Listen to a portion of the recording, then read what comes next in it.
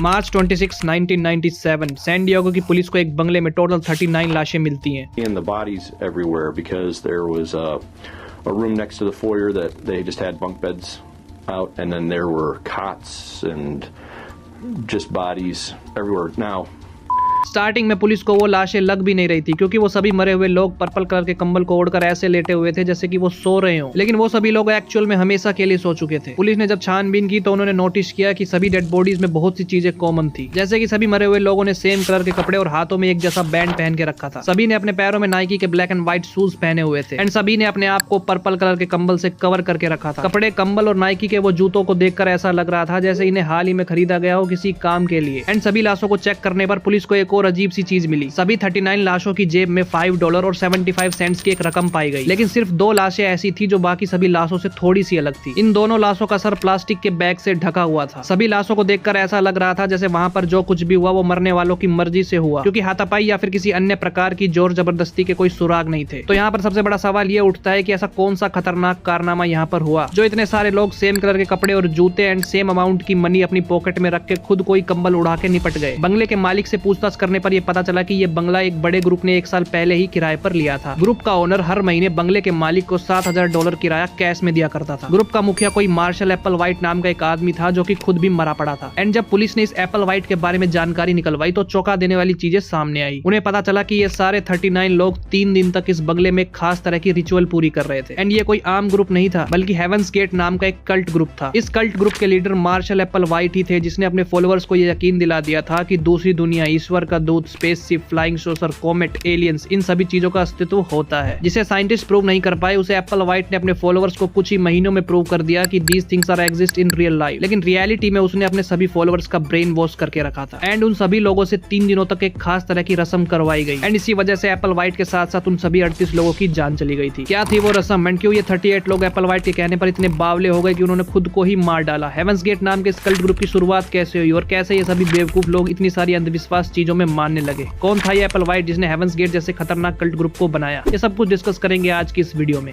Video शुरू करने से पहले आपको एक चीज बता दूं कि इस वीडियो की कहानी बहुत ही ज्यादा इंटरेस्टिंग है, सो वीडियो को एंड तक जरूर से देखना। इस मास सुसाइड कांड के पीछे 2 लोग शामिल थे, Marshall Applewhite and Bonnie Nettles. इन दोनों ने ही मिलकर हेवंस गेट नाम का ये कल्ट ग्रुप बनाया था। सबसे पहले आते हैं एप्पल वाइट पर। मार्शल एप्पल वाइट का जन्म 1931 में अमेरिका के टेक्सास राज्य में हुआ था। एप्पल वाइट ने अपने कॉलेज की पढ़ाई के बाद सिंगिंग में अपना करियर बनाने का सोचा था, लेकिन उनकी आवाज बहुत ज्यादा खराब थी। कुछ करने को उनके पास था नहीं तो उन्होंने शादी ही कर ली। एंड सिंगिंग में जब उनका अच्छा करियर नहीं बन पाया तो उसने आर्मी ज्वाइन कर ली। ऑस्ट्रिया और न्यू मैक्सिको में अपने दोनों एप्पल्स के साथ एप्पल वाइट ने बॉर्डर पर तकरीबन 2 साल बिताए। फिर देश की सेवा से भी वो बोर हो गया था। उसे कुछ तूफानी करना था, इसलिए उसने आर्मी छोड़कर लोगों को मुफ्त का ज्ञान बांटना शुरू कर दिया। एंड इसके लिए उसने अल्बामा यूनिवर्सिटी में पढ़ाना शुरू कर दिया। यूनिवर्सिटी में पढ़ाने के दौरान उसके ऊपर अपने ही एक मेल स्टूडेंट के साथ जिस्मानी ताल्लुकात रखने के आरोप लगे। जब यूनिवर्सिटी ऑफिशियल्स को ये पता चला तो उसकी गान पे लात मार के उसको वहां से निकाल दिया गया। एप्पल वाइट को एप्पल की जगह बनाना पसंद थे एंड इसी वजह से उसकी वाइफू ने भी उसे तलाक दे दिया। एंड तलाक देते वक्त तो उससे बोली कि तू जिंदगी भर केला ही खा पेनकेलन। इतनी बदनामी होने के बाद एप्पल वाइट के सामने शहर छोड़ने के अलावा और कोई रास्ता नहीं था। वहां से वो भगकर हडसन शहर पहुंचा जहां वो सेंट थॉमस यूनिवर्सिटी में म्यूजिक डिपार्टमेंट में काम करने लगा। लेकिन कुछ महीनों बाद ही वो वहां से न्यू मैक्सिको चला गया जहां पर उसने रेस्टोरेंट में काम किया। लेकिन उसके पिता की डेथ होने की वजह से उसे ये काम भी छोड़कर वापस टेक्सास ही आना पड़ा। एक के बाद एक मुसीबतों के आने की वजह से एप्पल वाइट डिप्रेशन में चले गए थे। एंड इसी दौरान उसकी मुलाकात बॉनी नेटल्स से हुई जो हमारी कहानी की दूसरी मेन विलन है। बॉनी के आने से एप्पल की जिंदगी रातों रात बदल गई। बॉनी नेटल्स एक नर्स थी एंड उसका फेवरेट काम था आत्माओं को बुलाकर उनसे बातें करना। बॉनी का यह दावा था कि उसने कई बार आत्माओं से बातें की है एंड एक बार तो एक आत्मा से बात करने के दौरान उसने बॉनी को यह बताया था कि उसे बहुत जल्दी कोई मिलने वाला है जो कि लंबा एंड गोरा होगा और जो तुम्हारी जिंदगी बदल के रख देगा एंड उस शख्स का साथ तुम्हें कभी नहीं छोड़ना है। नर्स जैसी फील्ड में काम करने वाली किसी लड़की का आत्माओं से बात करना थोड़ा सा तो अजीब लगता था, लेकिन बॉनी बचपन से ही थोड़ी अजीब थी। उसकी ज्योतिष, ब्रह्म विद्या और गुप्त कलाओं में बहुत ज्यादा रुचि थी एंड उसका दावा था कि उसके बुलाने पर उसके शरीर में आत्माएं आती हैं एंड उससे घंटों तक बातें करती हैं। उसका यह भी दावा था कि 19वीं सदी का कोई संत जिनका नाम ब्रदर फ्रांसिस है उससे उनकी रेगुलर बातें हुआ करती थी। बॉनी एक शादीशुदा औरत थी एंड उसके 4 बच्चे भी थे, लेकिन इस आत्माओं से बातें करने वाले अजीब से शौक की वजह से ही उसका डाइवोर्स हो गया था एंड उसके चारों बच्चों की कस्टडी उसके हस्बैंड को ही मिली। अपने हस्बैंड और बच्चों के जाने के बाद भी बोनी टूटी नहीं, क्योंकि उसके आत्मा वाले अंकल ब्रदर फ्रांसिस की आत्मा से बात करने के दौरान उन्होंने बोनी को यह बताया था कि एक ऐसा शख्स तुम्हारी जिंदगी में आएगा जिससे तुम्हारी जिंदगी खुशहाल हो जाएगी, और उनकी यह भविष्यवाणी वाली बात सच भी साबित हुई। बोनी का वो भविष्यवाणी वाला शख्स गोरा, लंबा और हल्के बाल वाला और बोनी से 4 साल छोटा और कोई नहीं बल्कि एप्पल वाइट ही था। मार्शल एप्पल वाइट की बोनी से पहली मुलाकात हॉस्पिटल में हुई थी। एप्पल वाइट अपने एक बीमार दोस्त को देखने जब वो हॉस्पिटल गया था, जहाँ पर बोनी एज ए नर्स काम किया करती थी। पहली ही मुलाकात में दोनों के बीच में एक मजबूत कोवेलेंट बॉन्ड बन गया। एंड बोनी का आत्माराम अंकल ब्रदर फ्रांसिस ने तो उसे पहले से ही बता के रखा था कि बहुत ही जल्द तुम्हारी लाइफ में कोई आएगा विद कैरेक्टर डिस्क्रिप्शन। एंड बोनी से मिलने के बाद एप्पल मार्शल वाइट को भी यही लगा कि तेरा मेरा रिश्ता पुराना। दोनों के विचार काफी मिलते थे एंड एक दूसरे को अच्छे से जानने के बाद मार्शल एंड बोनी को यह विश्वास हो गया था कि ईश्वर ने उन दोनों को किसी खास काम के लिए चुना है। वो दोनों ईश्वर के दूत हैं एंड उन्हें अपने भक्तों को ढूंढकर उन्हें सही दिशा दिखानी होगी। तो इस वजह से उन दोनों ने मिलकर हेवंस गेट नाम का एक कल्ट ग्रुप बनाया एंड अपने ग्रुप के लिए फॉलोवर्स को ढूंढने में वो दोनों लग गए। मार्शल एंड बोनी नल्ले लोगों को अपने ग्रुप में जोड़ने के लिए हर ट्रिक अपनाया करते। वो लोगों को बताने लगे कि उनमें आम इंसानों से ज्यादा प्रतिभा है। वो ये भी कहते कि उनके पास अंतरिक्ष से आती वेव्स को पढ़ने का हुनर है एंड वो दोनों खुद को भी किसी दूसरे प्लेनेट से आए हुआ बताते थे। वो कहते थे कि उनकी दूसरे प्लेनेट्स पे रह रहे एलियंस से बातें भी होती है एंड उन्होंने लोगों से यह दावा किया कि जो कोई भी उनके ग्रुप को ज्वाइन करेगा उसे वो एक बेहतर दुनिया में ले जाएंगे। एंड इतने बड़े देश में उन्हें कुछ बेवकूफों की जमात मिल भी गई जिन्हें उनकी सभी बातों पर यकीन भी हो गया। 1974 में उन्हें अपना सबसे पहला फॉलोवर मिला जिसका नाम था Sharon Morgan. That's why everyone said कि लड़कियों में भेजा ही नहीं होता। शैरन मॉर्गन ने अपने बच्चों को छोड़कर इस ग्रुप को ज्वाइन किया था एंड वो इन दोनों के साथ ही रहने लगी थी। लेकिन सिर्फ 1 महीने बाद ही उसे ये समझ आ गया कि ये दोनों बंटे मिलकर उसे चुत्तिया बना रहे एंड वो वापस अपने घर लौट गई। शैरन का क्रेडिट कार्ड इस्तेमाल करने के चक्कर में पुलिस ने क्रेडिट कार्ड फ्रॉड के इल्जाम में एप्पल वाइट एंड बोनी दोनों को ही धर लिया। पुलिस थाने में दोनों को सुझाने ही वाली थी, लेकिन शैरन ने पुलिस को जाकर ये बताया कि मेरी मर्जी से ही इन्होंने मेरा क्रेडिट कार्ड यूज किया था। एप्पल वाइट एंड बोनी का नाम पुलिस की नजर में आ गया एंड रूटीन चेकअप की वजह से पुलिस को यह पता चला कि एप्पल वाइट ने 9 महीने पहले सेंट लुइस से किराए की एक कार चुराई थी एंड जो अभी भी उसके पास थी। तो उसे 6 महीने के लिए मिसूरी की जेल में फेंक दिया गया। लेकिन जेल से निकलने के बाद भी वो बाज नहीं आया और फिर से बोनी के साथ जुड़ गया नए फॉलोवर्स को जोड़ने के लिए। इस बार उसने एंड बोनी ने अपने ही जैसे सोच रखने वाले लोगों को ढूंढकर उन्हें अपने ग्रुप में जोड़ने का प्लान बनाया एंड इसके लिए उन्होंने अपनी प्राइवेट मीटिंग्स के एडवर्टीजमेंट छापे। उस एडवर्टीजमेंट को पढ़कर उनकी मीटिंग में वैसे ही लोग आए जैसे उन्हें जरूरत थी। मीटिंग में आए उन सभी लोगों से एप्पल वाइट ने कहा कि उन्हें एक खतरनाक एक्सपेरिमेंट के लिए पार्टिसिपेंट्स की जरूरत है एंड अगर आप लोग हमें ज्वाइन करते हैं तो हम आपसे वादा करते हैं कि आपको एक बेहतर दुनिया में ले चलेंगे। एंड इसके बाद बहुत से लोगों ने उनके ग्रुप को ज्वाइन कर लिया। ज्वाइन करने वाले ज्यादातर ठल्ली लोग थे, तो उन्होंने इस ग्रुप को ज्वाइन करने के बाद खुद को यह दिलासा दिया कि चलो आज कुछ शैतानी करते हैं। एप्पल वाइट और बोनी को ग्रुप के लोग कई नामों से बुलाते थे, जैसे कि बो एंड पीप या फिर डो या टो।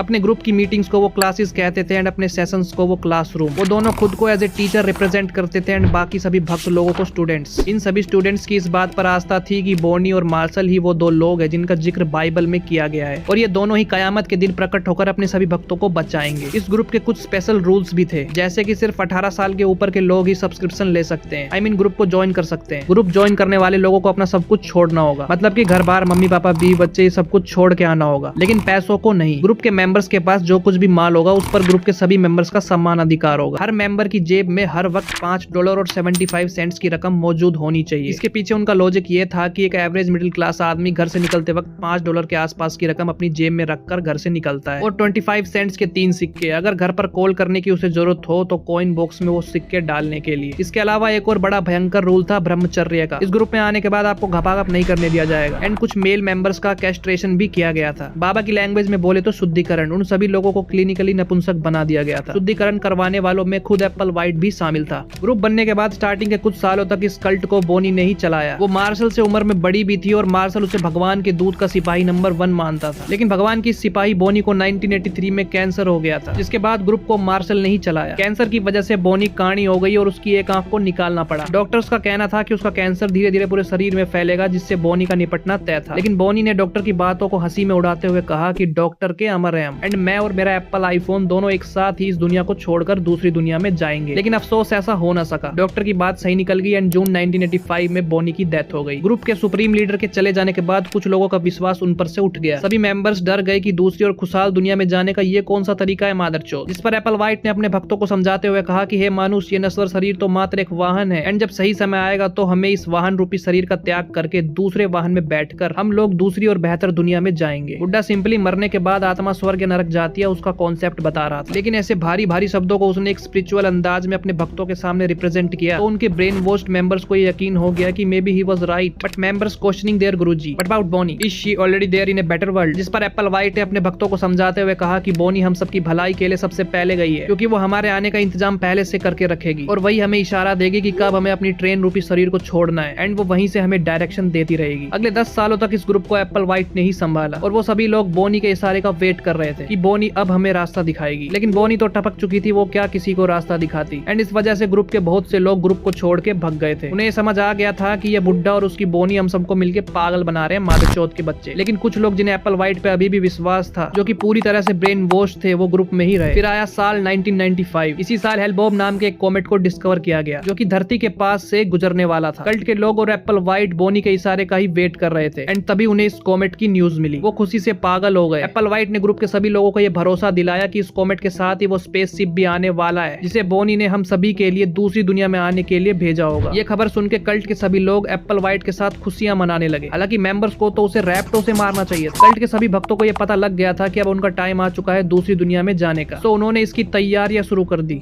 ये कॉमेट 2 साल बाद 1997 में मार्च के महीने में धरती के पास से गुजरने वाला था। तो ये ग्रुप 1 साल पहले ही अक्टूबर 1996 में सैन डिएगो पहुंच गया और वहां पर उन्होंने एक बंगला रेंट पे लिया। ये लोग इस बंगले को द मोनेस्ट्री कहा करते थे और अगले 1 साल तक ये सभी लोग इस बंगले में रहते हुए हेलबॉब का इंतजार करते रहे। 19 मार्च 1997 को एप्पल वाइट ने एक वीडियो रिकॉर्ड किया जिसका टाइटल था डोज फाइनल एक्सिट। इस वीडियो में उसने मास सुसाइड के बारे में बताया और कहा कि यही आखिरी रास्ता है इस धरती को छोड़ने का। इस कॉमेट के धरती से गुजरने से पहले ही हमें ये सब करना होगा। साथ ही साथ उसने ये भी बताया कि एक एलियन की यूएफओ भी इस कॉमेट का पीछा करते हुए धरती पर आएगी। सो एप्पल वाइट और उसके 38 फॉलोअर्स ने इस रिचुअल को पूरा करने की तैयारियां शुरू कर दी। उसका मानना था कि स्वर्ग के द्वार के बंद होने से पहले ही हमें ये रिचुअल को पूरा करके इस शरीर को छोड़कर दूसरी बेहतर दुनिया में जाना होगा। एंड उसके फॉलोअर्स ने भी एक वीडियो टेप रिकॉर्ड करके उसमें फेयरवेल का मैसेज दिया। उन 39 लोगों में 21 औरतें और 18 आदमी थे, जिनकी एज 26 से 72 के बीच में थी और सब के सब पूरी तरह से ब्रेन वॉश थे। फिर एप्पल वाइट और उसके 38 भक्तों ने प्रस्थान की तैयारियां शुरू की। मार्च 22, 1997 सभी 39 लोगों ने एक जैसे कपड़े पहने, brand new black and white Nike के एथलेटिक शूज और सिमिलर आर्म बैंड पैचेस जिस पर लिखा था हेवंस गेट अवे टीम। सभी मेंबर्स ने अपनी जेब में $5.75 की रकम रखी। ये पैसे रखने का लॉजिक तो बहुत ही चूतिया था, लेकिन ग्रुप के एक पुराने मेंबर ने बताया कि कॉमेट की पूंछ पकड़ के स्वर्ग तक जाने के लिए इतना ही किराया लगता है। कॉमेट के धरती के पास से गुजरने से 3 दिन पहले इन्होंने सुसाइड करना शुरू कर दिया। यहाँ पर एक इंटरेस्टिंग बात है दोस्तों, इन सभी लोगों ने एक साथ सुसाइड नहीं किया, बल्कि 15+15+9 के 3 ग्रुप्स में इन्होंने सुसाइड किया। इन्होंने लगातार 3 दिनों तक इस काम को अंजाम दिया। रिचुअल के पहले दिन यानी कि 22 मार्च 1997 को ग्रुप के 15 लोगों ने फेनोबारबिटल नाम की दवाई को एप्पल सॉस में मिलाकर उसे वोडका के साथ खा लिया। फिर इन 15 लोगों के सिर को एक प्लास्टिक के बैग से बांध दिया गया ताकि सबका दम घुट जाए। इन 15 लोगों के मरने के बाद बाकी के 15 लोगों ने इनके सर पर से वो प्लास्टिक का बैग हटाया और उनकी बॉडीज को उठा के अच्छे से रूम में रख दिया एंड उन्हें कंबल से ढक दिया। इसके अगले दिन 23 मार्च को बाकी के 15 लोगों ने भी ऐसा ही किया। फिर बचे हुए 9 लोगों ने उन्हें अच्छे से जाके रूम में रख दिया एंड इसके अगले दिन पहले 7 लोगों ने खुद की जान ली एंड बचे हुए 2 लोगों ने उन्हें अच्छे से रूम में कंबल उड़ाकर सुला दिया और बचे हुए 2 मेंबर्स ने भी ऐसे ही आत्महत्या कर ली, क्योंकि उन दोनों के बाद पीछे कोई और नहीं बचा था, इसलिए सिर्फ उन दोनों के सिर पर ही प्लास्टिक का बैग पाया गया था। मरने से पहले एप्पल वाइट ने जो वीडियो बनाया था उसमें उसने सब कुछ डिटेल में एक्सप्लेन किया था। उसने ये वीडियो टेप्स अपने एक पुराने साथी और लेखक रियो डिएंजो को भेज दिया था एंड वो टेप्स एंड वो लाशों को देखने के बाद उसी ने पुलिस को इन्फॉर्म किया था। उन्हीं वीडियो से ये सारी बकचोदी का राज दुनिया को पता चला। 26 मार्च 1997 को उन सभी की सड़ी हुई लाशें बरामद की गई। हेवंस गेट की वेबसाइट पर जो आखिरी मैसेज था वो ये था कि हेलबॉब कॉमेट की वजह से हेवंस गेट बंद करने का समय आ गया है। धरती पर 22 साल तक चला हमारा क्लासरूम आखिरकार अपने अंजाम तक पहुंच रहा है। हम सभी ग्रेजुएट हो रहे हैं। हम सब इस दुनिया को छोड़कर टीका क्रूज को ज्वाइन करने के लिए खुशी खुशी तैयार है। इन सभी की बातों और हरकतों से ये कंफर्म हो गया था कि बोनी मरने से पहले इन सभी को पूरा पागल बना चुकी थी एंड इस पागलपंती की वजह से ही टकले एप्पल वाइट के साथ साथ बाकी के 38 लोगों ने भी बिना किसी मतलब अपनी जान ले ली। दोस्तों, कल्ट ग्रुप के इस आखिरी एपिसोड में आपने जाना कि अंधभक्ति में सिर्फ इंडिया के लोग ही नहीं बल्कि विदेश के गोरे लोग भी फंसते हैं और अंधभक्ति में ये लोग किस हद तक चले गए उनका जिक्र मैंने इस सीरीज के हर एपिसोड में किया है। इस वीडियो के बाद वो दोनों एपिसोड्स को भी जरूर से देखना। वीडियो अच्छी लगी हो तो लाइक शेयर सब्सक्राइब कर सकते हो। अपना ओपिनियन देना हो तो कमेंट में भोग सकते हो। मैं मिलता हूँ आपसे नेक्स्ट वीडियो में। Bye. See you in our next session.